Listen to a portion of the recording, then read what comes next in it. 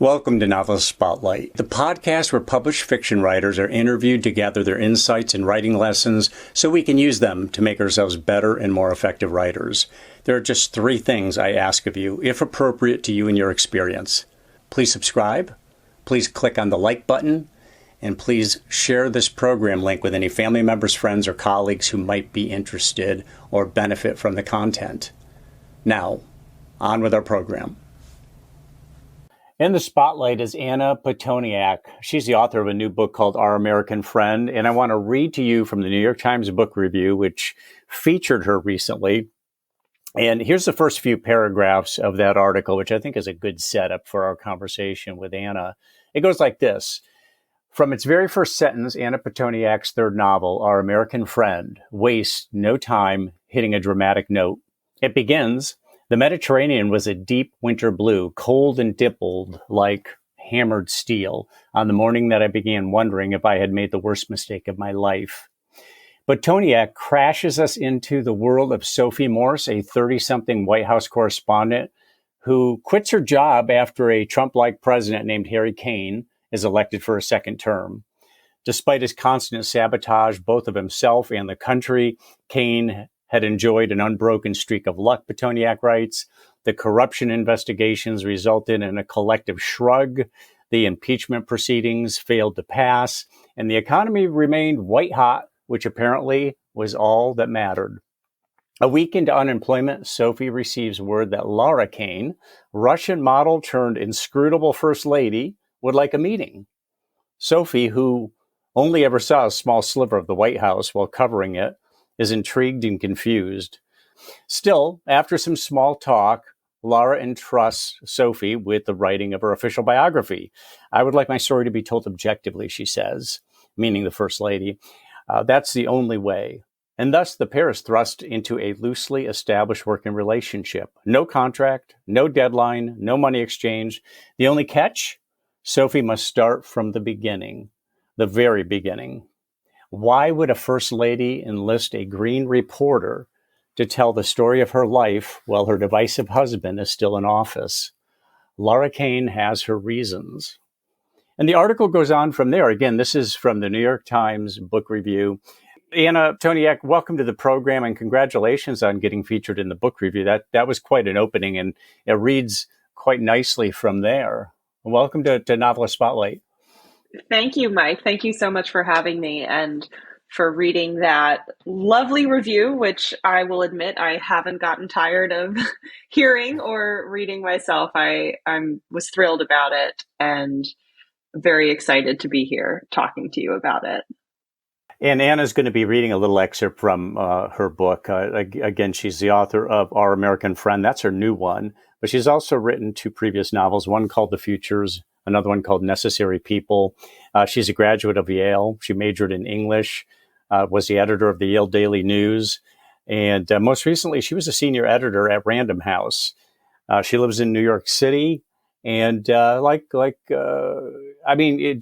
reads like your bio reads very much like what you would expect from a novelist coming of age, Anna. But I do want to ask you about majoring in English back at Yale. Mm-hmm. Did you have something specific in mind at that time? Were you going to teach English? Were you intent on becoming a novelist? Did you want to work at a publishing house? What was on your mind when you selected that as a major? Well, I would say when I first settled on the idea of being an English major, it was pretty much out of a pure love of books and reading. English had always been my favorite subject back in high school. I was always a bookworm. I was that kid who would frankly rather stay inside with a book than, be forced to run around outside on a beautiful summer day. I remember when I was a kid, I used to occasionally ask my parents if we could have what I called a reading dinner, which was bringing our books to the dinner table so that while we were eating, we could just read our books rather than have to talk to each other. And in retrospect, I thought this was a totally fine and innocuous request. I thought that at the time, but in retrospect, I can see how, my mom, who'd spent all this time cooking a nice meal for the family, was a little bit put off by that request. So I didn't get away with a reading dinner all that often, but this is just to say I've always been a book person. And then when I got to Yale, I felt pretty certain that I wanted to study English without necessarily knowing how it was going to serve me in the future. I just assumed, and I think this is the correct assumption, honestly, that learning to read critically and write well and think in the way that an English degree teaches you to think can be useful in so many kinds of jobs. But as I went along at Yale and specifically got involved with the Yale Daily News, where I should clarify, I was an editor of the Yale Daily News. I was not the editor. I wouldn't want to claim that top spot for myself. It's it's an incredibly hard job, and I was so lucky to work with the people who made up that editorial team. But working at the Yale Daily News taught me, number one, that I really loved writing, not just in a sense of, writing pieces for class, writing essays, but also shorter form works, things that were more in my own voice, whether it's writing reviews for the art section or other pieces.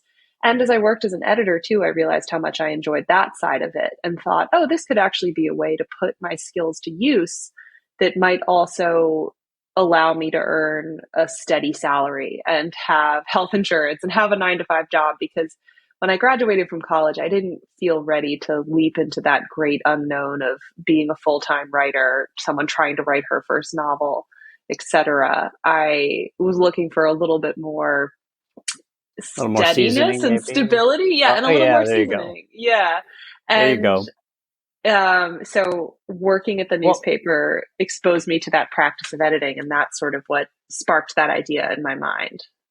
Well, in Our American Friend, the premise, it sounds repertorial. It sounds, it's a White House reporter, and the biography, the politics, and so on.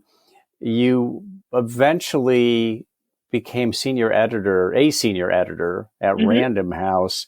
Were you actually working with authors, or was it, because you never know about titles these days, but were you actually helping authors edit their books? Very much so. Yes, that was the bulk of my job, the most important part of my job.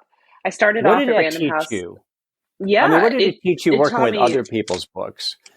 It taught me so much about writing. It was the most valuable possible writing instruction I could have imagined. I never went and got my MFA or received formal training in creative writing, but working with both novelists and nonfiction writers at Random House was like a crash course in how to write a good book and how to think about what makes a successful and engaging and interesting book. It's not just the things that I was learning in college as an English major about sort of literary analysis and symbolism and themes and that kind of thing. Although, of course, that does wind up being very pertinent when you're writing a novel. But really, I began to look at books and understand them in almost a more practical and mechanical way, which is to say, how should the pacing of a given scene unfold? How do you keep the reader engaged and interested over the course of 50, 100, 200 pages? How do you make sure that a character is developing and following an arc over the course of a book? And I started off at Random House as an assistant to a very senior editor and sort of learned how to edit a book through that old school apprenticeship model, which was to say, watching my boss work, watching her take these books and make them so much better, and gradually moved up into doing that on my own and working with my own authors, acquiring my own writers, building my own list, which gravitated around certain interests. And that hands-on work with other writers was both inspiring and invigorating. It kind of gave me the juice to go try and do it myself, and also just taught me so much about how a book gets turned from good to great.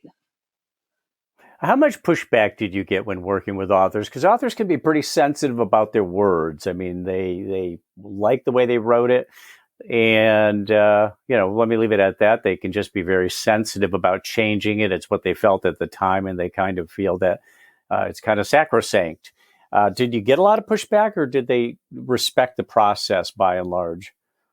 It varied from writer to writer. Some were always looking for guidance and feedback and viewed it as a really collaborative process. I would say in general, journalists were so fantastic to work with because they were used to writing on deadline and used to having editors, whether at a newspaper or a magazine, sort of be hovering over their shoulder, asking them to flesh this out or say more or less about that. With fiction, it's a little different because this is a world that the writer has created. They know it better than you ever will as an editor. But the thing that I really found, the way of making sure that you and the writer were in alignment, was I don't see it as your job as an editor to necessarily come into a given manuscript and tell someone exactly what they need to do to fix the book. I think a good editor is really practicing the art of diagnosis rather than prescription. So the editor should tell the writer, and this was what I always tried to do with my writers, the pace is lagging in the first half, or this character doesn't really feel fully developed or fully believable, or this storyline simply doesn't make sense to me. And you can maybe offer some gentle suggestions as to directions they might take it, but the writer is always going to have a better solution than you as the editor, because they know this book back and front, inside out, like in every possible detail. So with so much more intimacy than you could have as the editor. So if you are simply guiding the reader, or rather as a reader, you're pointing out to the writer these things that aren't quite working, then you allow them the room to come up with their own solutions. It'll create both a better outcome in terms of the book itself, and it means that there tends to be a little less friction between you and the writer. Now, this presupposes that the writer agrees with you that X, Y, or Z is a problem in the book, and sometimes they don't agree down at the root of it that this is in fact a problem. So there is pushback. Right. Of course there's pushback. But at the end of the day, it's the writer's book. It's his or her name on the cover. It's not your name as the editor. So if you're going to get into a knockdown, drag out fight, I think that usually the writer wins. Right. So but ultimately, they be successful with it, or the publishing company is going to say, "Nice try, it didn't sell." We're not going to be interested in a second book if it doesn't do well.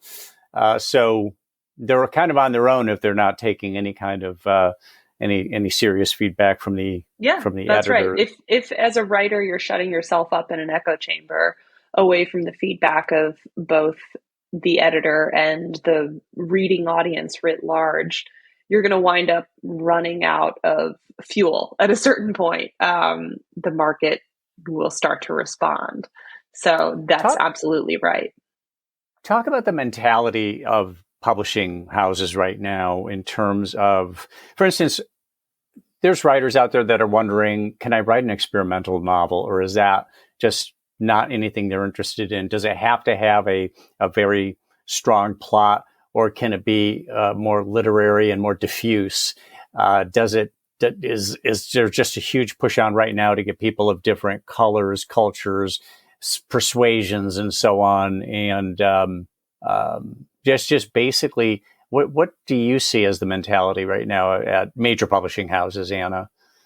Well, I should say that I left Random House about 3.5 years ago, and I think that publishing has changed a lot, even in those 3.5 years. There are reorganizations and reshufflings and new alignments in terms of what helps move the needle for publishing houses, what they're looking for. So all of this comes with the giant caveat that I don't necessarily know what is factoring into decision-making these days. But I think a couple of things. Number one, publishers are finally recognizing that long-standing blind spot that they've had for the longest time in terms of what kinds of books get published by these mainstream big houses, which in and of itself is often a reflection of the blind spots of individual editors or marketers or publicists or whoever it may be. So this push to be publishing more diverse voices, a greater array of perspectives and experiences is overdue and so important and so to be applauded. So I do think that's something that's staying top of mind at publishing houses, and rightfully so, because you can't expect to simply take your hand off the wheel and for the problem to fix itself. So that is certainly something that's happening these days. The other thing I would say, though, is that at the end of the day, if you want to have your book published by a major publishing house, it's not just a question of what does the publishing house want for themselves. It's a question of what is going to succeed in the marketplace with the reader at the very end of the process. It was always a helpful framework for me to have in mind when I was deciding whether or not to acquire a given book, which was to ask myself, will somebody who doesn't know this writer, who has never heard of this writer before, be willing to spend $27 or $28 and 10 hours of their life with this book? That's a big investment to make. It's not just like clicking on an article on the internet and spending 2 or 3 minutes with it. You're asking someone to give up a lot, their hard-earned money and their precious time, to be with this book. So you have to be confident that there are enough people out there at the other end of the equation who have the desire to do that in order to be able to justify publishing this book. There are, of course, exceptions where an editor might recognize that this is just an extraordinary work of literature that needs to be published, if only for the historical record. But I would say those cases tend to be fewer and further between versus books that you as an editor have to reasonably expect could make a profit. Mm-hmm. Now, what about your list? Are there some names you can rattle off that, are you comfortable doing that, rattling off some names that maybe we know of? Sure. Some of the writers I worked with at Random House, especially on the kind of journalism nonfiction side, include the journalists Julia Baird, Jonathan Darman. I worked with Gloria Steinem on her memoir several years ago. Mm-hmm. Robert Kurson. And then on the fiction side, I worked with a novelist by the name of Lily Brooks Dalton. Her first novel was recently adapted into a movie for Netflix, which is very cool. A writer named Sally Franzen. No relation to Jonathan Franzen, different spelling. I was going to say. Alan First is a writer I worked with on several of his books, and he's someone whose fiction I particularly love, and that was a huge influence for me and inspiration for me, especially with this turn towards spy fiction that I've been taking with this most recent book.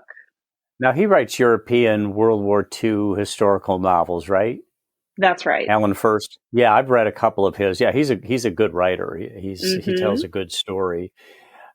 Speaking of writing a good story, I should say that the New York Times Book Review, which I was just reading from, calls Our American Friend, Anna's new novel, elegant and well-paced, like Emily in Paris meets Scandal. Fantastic fun. Now, I watch Emily in Paris with my wife and love it. Emily's adorable. I haven't seen Scandal yet, but Emily in Paris alone sells me on your book. So talk a little bit about how your book came into being. First of all, before we talk about some of the influences there, did you ever feel like you had an inside track because you were working at Random House? Because I think there are people who figure if I can work at a publishing house, there is a little bit of an inside track there, and just in terms of relationships, and it increases the odds. Is that true or false? I would say that it was an enormous help in terms of how much it taught me about how a book gets published, what step 1, 2, 3 are in terms of pitching yourself to agents, hoping to sign with somebody, knowing how an agent then submits a manuscript to a publisher. It's quite a Byzantine process, and it's very confusing from the outside. Whenever I'm chatting with writers who haven't been as exposed to the publishing industry, they're often rightfully baffled by, okay, I have to do what now? And then it works how? It's very strange. So it was helpful knowing that the first order of operations was finding an agent. And certainly when I began querying agents, a lot of them recognized my name from being in publishing. But it was, at the end of the day, no guarantee that any of them were going to want to work with me or even have to necessarily take me seriously. So you started looking for an agent just like anybody else. You didn't I sure go to did, one of yeah. your fellow editors and just say, "Hey, listen, I've written this manuscript. Would you just take a look at it?" You went through they still want to see the your manuscript or anybody's manuscript vetted by an agent. That's right. And I made the very intentional decision to not submit my book to Random House or to even other divisions beyond the imprint I was working at, because I wanted to have this be a thing that was separate from my editing career. I think that it's important to, if you're doing both things, as I did for a while, for several years there, to keep something of a distinction there, because when you're working with your writers, you want to give your full time and attention to them. And then when you're working on your own fiction, to also have that clearly be a thing apart from your editing work. So I came up with a list of agents. I queried all of them, told them what my book, this was my first book, The Futures, was about, and received some polite interest, received a whole whack of rejections, many rejections. Eventually found an agent and signed with her. And then she had me do some work on it, revise it, and then she sent it out to publishers. And again, we received many rejections from publishers. Many of them were polite, some of them were very to the point, and eventually got an offer from the woman who is still my editor, Karina Gitterman, who was at the time at Little Brown. She's now moved over to Simon & Schuster, and I went with her in that move. But I went through the process much in the way that any writer would. It was definitely an advantage to know how publishing worked and just to know the names of some agents who were reputable, excellent agents who I could reach out to. But it was a thing that was sort of purposely separate from my day job as an editor. So Our American Friend is you obviously follow politics. It sounds like it's not unusual that somebody will write a novel that's based on. I'm reminded of Patty Davis, Ronald Reagan's daughter, who wrote the book Homefront. Was it Homefront? I forget exactly what it was. It was years ago, but it was clearly about Ron and Nancy and what home life was like with them. And this sounds very much like what we've been going through in this country recently. It sounds, as the New York Times Book Review says, like a Trump-like figure. And then here's the First Lady, who is from overseas, is from I believe Eastern Europe. Is that right? She's from Russia. From Russia. Okay. From Russia. So there you have it.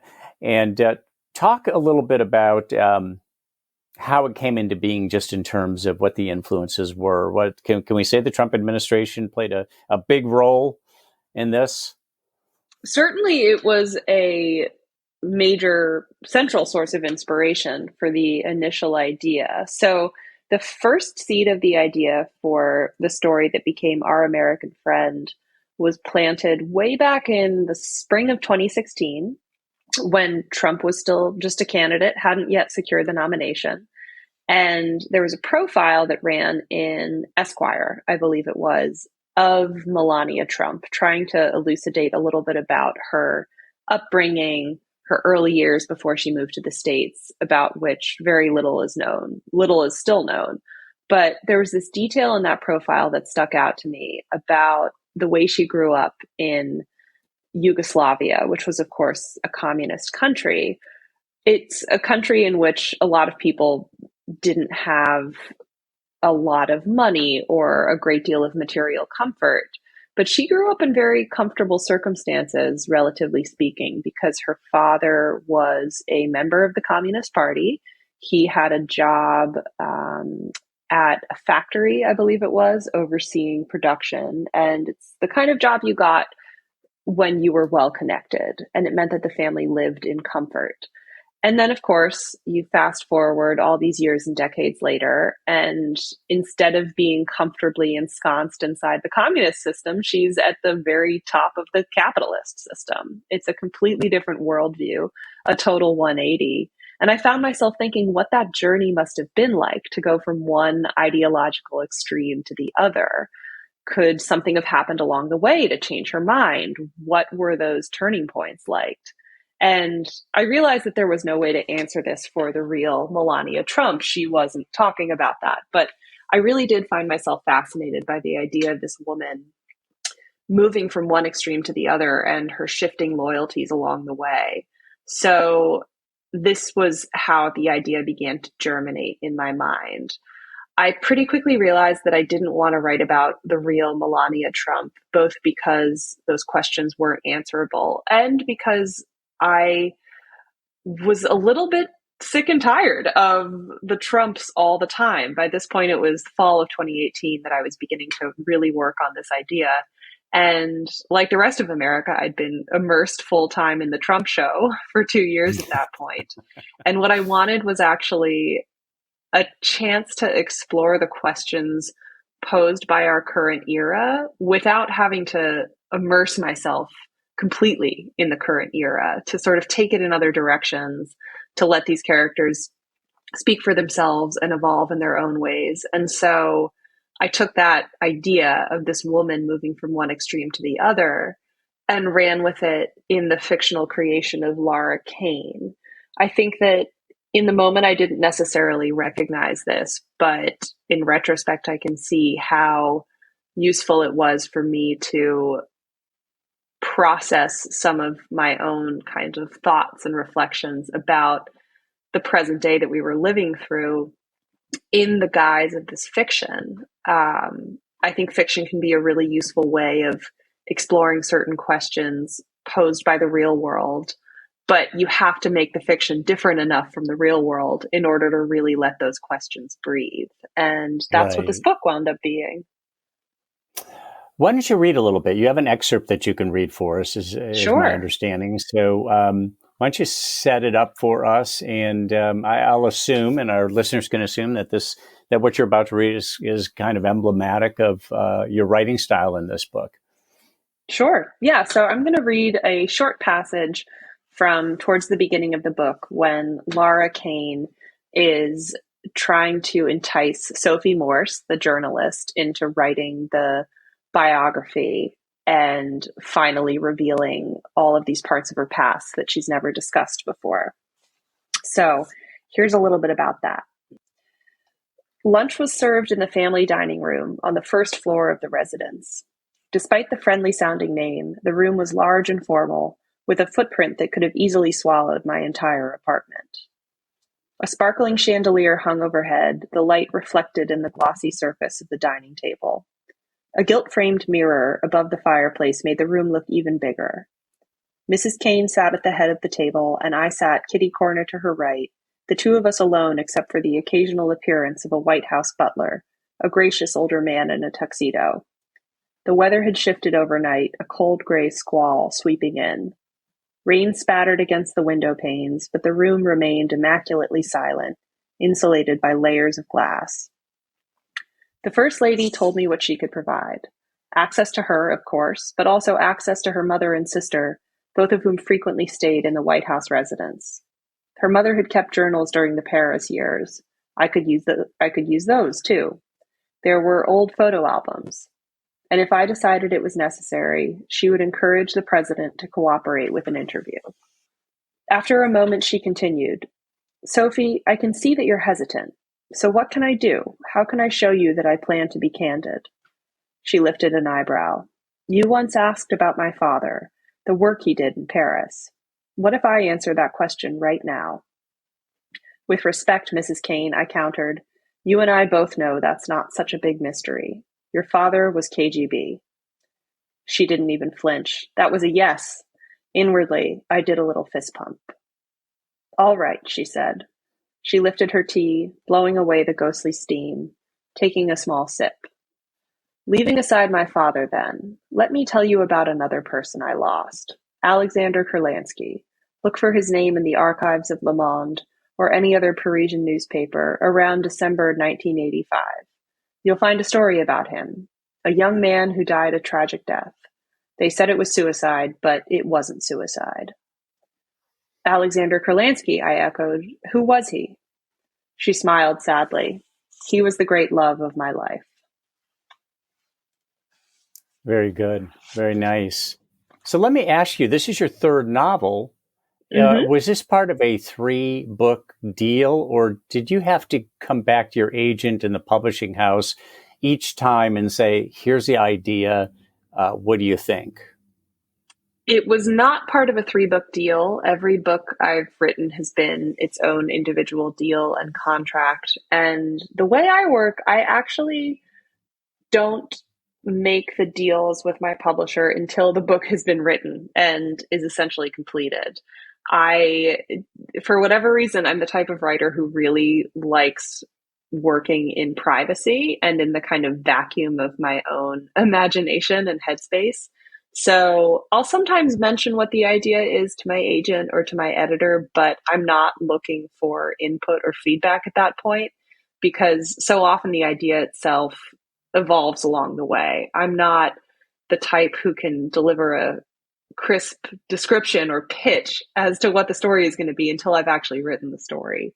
So in all three cases, The Futures, Necessary People, and Our American Friend, we didn't wind up making a deal and signing a contract until I had a third or even fourth draft of the manuscript in hand, which I felt happy enough with to share with my editor, at which point she read it and would make an offer. So what kind of novelist are you? I mean, you're a novelist, you're a fiction writer, you've written a political novel here, but if somebody was to ask you, what kind of novelist are you? How do you define yourself? It's a tough question. I think it's hard for any writer to really be objective and step into that categorization until she or he has really found their groove. And I would say it's only with this third novel that I've kind of started to find my groove in terms of what kind of fiction I want to keep writing. I sort of purposely let myself play around in the first 3 books in terms of the types of books I wrote. The first book, The Futures, is a coming of age story set in 2008 New York with the backdrop of the great financial crisis, following this young couple as they navigate those early years of adulthood. And then Necessary People is more of a psychological thriller about a pair of best friends turned enemies who work at the same TV news station and develop this really intense rivalry. And then, of course, Our American Friend is a spy thriller, a political thriller with both a historical fiction element and a present day element. And what those 3 books have in common is a real page turning plot at the center of it and certain central preoccupations of ambition and loyalty and how a person's own sort of desires for recognition clash with the people in their life who they may feel they have to compromise themselves for or, balance against their own competing priorities. Our American Friend, though, was a real sort of awakening for me in that it taught me how much I love writing in that spy thriller category and loved writing this story that took place during the Cold War that involved a lot of research, a lot of diving deep into the past. It was my first time writing that kind of story, and I loved it. I feel like I just got bitten by this bug. And coming out of Our American Friend, I realized that this was the lane I wanted to stay in. And indeed, that's what my fourth novel is really centered on. I'm finishing up a draft of that book right now. I recently did a deal with my editor for that fourth novel, which will be out sometime in the future, probably a year and a half from now or down the road. And that fourth novel is what I would call a feminist spy thriller. And that, I think, is the groove I want to stay in for a while. That's the shorthand I would use to describe myself. But I think there's also something nice about, as you're starting off in your writing career, not sticking to too narrow of a pigeonhole, because chances are you won't know what kind of fiction you want to write until you've tried a few things out and allowed yourself to play around with different genres and styles and voices. So now you know your lane, you know what you want to do. Mm-hmm. How long does it take you to turn a book around? I mean, I don't know if there's been any consistency between the 3 novels you've written in terms of the timeline, or whether you see yourself accelerating, that you write them faster. Let's say Our American Friend and your new one were maybe written faster because you have a better understanding of the process, you have more confidence in what you're doing. What would you say? Mm-hmm. Definitely my first book took me the longest because The Futures was the novel where I was also teaching myself how to write a novel. So that book, end to end, probably took me 3.5 years. Granted, I was also chipping away at it in fairly small increments for an hour before work here and there across time. And then with Necessary People, Our American Friend, and this fourth book, I did start to hit a faster cadence. I think from the moment when I begin a new manuscript to the moment where I have a draft that I'm ready to share with my agent, and then soon after that, my editor, that's about a year and a half, I would say. I've definitely gotten faster in my writing, but I would also say I've gotten more ambitious with each succeeding book. So those two imperatives are sort of balanced against each other, which is to say, I can write the book faster, but I'm also writing a bigger and more complex kind of book that involves more research and more characters, more plot threads. So I'll probably never write a book as long as I'm continuing to, expand my ambitions and my scope with each successive book. I think that my cadence may remain somewhat consistent because even as I'm getting faster, the work remains harder or it gets harder in a way. Yeah, it never gets easy, according to the people who've been doing it for decades and decades. Yeah, it's always going to be hard work. I think if it starts to get too easy, that's a sign that you need to keep pushing yourself and maybe try. Yeah, you might be dogging it. Yeah, you want to always. Exactly. It's the kind of work, I think it's the kind of career that rewards always pushing outside your comfort zone. And that's what I have been doing. What do I hope to continue to do from book to book. Now, do you have any rituals that you observe with regard to your writing, maybe even just rituals to prepare yourself to sit down and write? What about that? Anything ritualistic or idiosyncratic? I definitely am a creature of habit, as I think a lot of writers are, in that I tend to write at the same time every day. I do tend to have my tried and true routines. So I usually write every day from about 11 a.m. to 2 p.m. Those are kind of my peak writing hours. So in the morning, I'm sort of puttering around, getting myself ready for the day.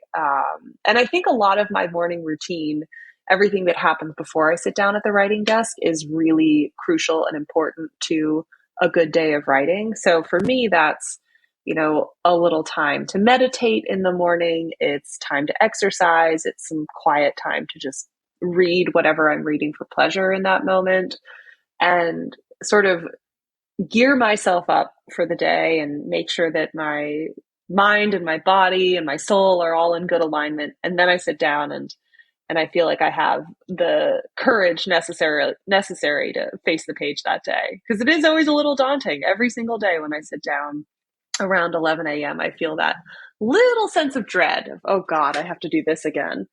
But having those hours be sort of set in stone and really sacrosanct is helpful because I just know that that's the time I have to be at my desk writing. And I don't have rituals that are too elaborate because I do think it's helpful to maintain some flexibility in terms of the conditions you write in. Like I can write really well on a plane or a train or in a coffee shop or a library. And it helps to breed some resiliency in yourself. You don't want to become too attached to having your favorite candle that you always need to light or having pristine silence for your writing because life will get in the way, and it's useful to be able to write even when life is getting in the way. But I do usually, sorry, go ahead. No, go right ahead. Finish that thought. I was going to say that the one sort of non-negotiable for me is some form of caffeinated beverage. Like I need a cup of tea, I need a cup of coffee, I need something to carry to the desk with me because, you have to reward yourself a little bit as you're embarking Sure. down that rabbit Yeah. hole of writing. So coffee is central to the process for sure. Got it. Now, you mentioned meditation, and you mean literally Hmm. meditating. I take it like, for instance, using a mantra or counting your breaths, or is that the case? Yes. Yep. What does that do for writing? Do you find that the meditation opens the mind up a bit? Do you see, I mean, are you doing that strictly for the emotional, spiritual, physiological benefits, or do you also see some benefits in your ability to write? I probably see benefits across the entire spectrum. I didn't begin meditating with the goal of hoping it would make my writing better. I began meditation because it just felt like something I needed to add to my life. I needed that way of sitting still with myself and letting things come up and witnessing them as they come up and then letting them sort of exit without attachment. And it was hard. I think at first meditating really didn't come naturally. It was many years of sort of stops and starts, and I have a more regular routine now. I'm not absolute in that there are days that I miss sometimes because again, life gets in the way, but I think it helps to make me a more grounded and centered person, someone who's maybe a little less reactive Hmm. than I would have been without meditation. And that's really helpful both in the practical sense of, navigating a career as a writer, which has a lot of ups and downs and a lot of things that are out of your control. I think you have less control when you're a writer than you do in a lot of other fields and Sure, sure. careers. What But type of it can also be, so just to finish that thought, it can also be helpful to letting your mind, I would say, become more tolerant and more curious of many different points of view, which is always helpful in writing characters in fiction. what style do you, if you don't mind my asking, because meditation is a very personal thing, but I'm curious whether because there's so many different types. There's walking Mm-hmm. meditations. Some people do Tai Chi, and that's meditation. I mentioned counting the breaths. Some people meditate to a candlelight or music. What is your method? It's sort of a very simple, like mindfulness meditation that often involves watching the breath. And I'll sometimes have music or sort of a white noise soundscape on in the background. But really, it's just trying to stay centered in the breath and centered in the body. And sometimes it's a body scan meditation. Sometimes it's a loving kindness meditation, but often it's just the simple sort of mindful breathing that I Hmm. find works well for me. Yeah, very common. Now, you mentioned teaching yourself how to write a novel. For instance, with your first manuscript, teaching yourself. Can you talk a little bit about that process, just in terms of what kind of revelations happen along the way? What do you learn that's really essential to writing a good novel? What did you learn along the way that kind of unfolded as you went through the practice of writing it? I think I learned how much of writing a novel is removing the unnecessary material that comes up along the way. For me, at least, when I'm writing fiction, the way that I get to know my characters, the way that I figure out the beats of the story, the arc it's going to take, is I sort of have to put it all down on the page. So I write so much more than will ever wind up in the finished product because in order for me to figure out who this character is, I sort of have to walk through all these pivotal scenes with her. Like, okay, why is she feeling this way in this moment? It's because of this thing that happened. And I had to sort of write to get that all out of my system. And then at a certain point, I stepped back from that first extremely messy draft that I had written and looked at it and realized this doesn't hang together. This is not an interesting story. This is just me sort of blathering on and on and on. And the exciting parts of the plot, the parts that are really going to engage a reader, are just buried in all of the other stuff. So at that point, it was identifying what are the interesting parts of the story? What needs to stay? And then what can I take out? And the majority of stuff I could just take out because it was just me sort of backfilling the story for my own purposes.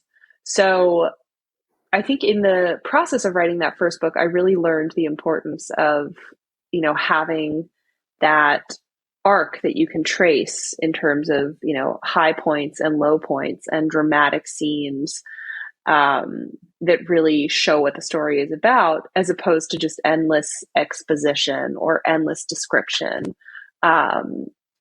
It's really a matter of sort of getting to the point. But in order to get to the point, you have to know what the point is.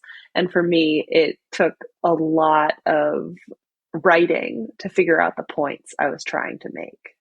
Right. Yeah. And so often it's what you leave out that's critical, and Exactly. really allowing the reader to, one of the novelists whose name I've brought up before on this podcast is Milan Kundera. And one of the things about his writing that really struck me was, if you follow art at all, you might know what a gesture drawing is. And it seems like he leaves so much room for the reader to make their own interpretations and visuals. He doesn't over-explain anything. It's very relationship-oriented between people, the relationships between people and their motivations, but not a lot of detail.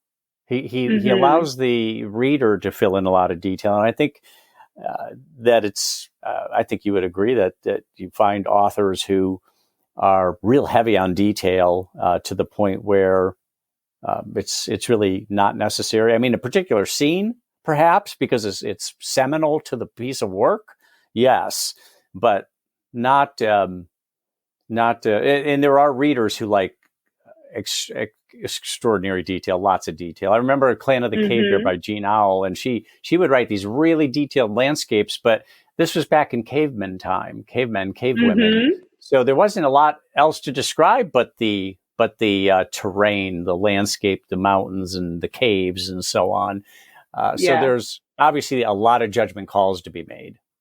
Yeah, no, exactly. I think it's a sign often of a great writer when they can conjure up an entire visual or an entire character with just a few words. Someone who's always been so good at this is another one of my favorites, John le Carré, whose novels I adore and who's been a huge sort of inspiration and touchstone for me as I've started to dip my toe in the waters of spy fiction. I mean, he's first and foremost thought of as a spy novelist, but in terms of his sheer ability to conjure someone up with half a dozen words here and there, he's a master. Because if you as a writer can really see what makes a person tick and identify that element, then you don't need to waste your time telling us what color their hair is or whether they have freckles or what they're wearing.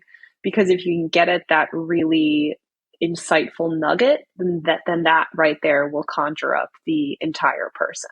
Yeah, a single market distinction or two can just fill out a character. And again, that's an example there where the reader, they look at that one market distinction or a couple marks of distinction and they just fill it out because they've got, I think readers naturally have that kind of imagination where they do exactly that. They just create fully formed characters based on little information, but very choice information. You mentioned le Carré. I was just going to ask you who your influences are. And yeah, John le Carré is not just a great storyteller, but very literary. I mean, he's always been one of those novelists who got tremendous accolades from both the critics and the readers.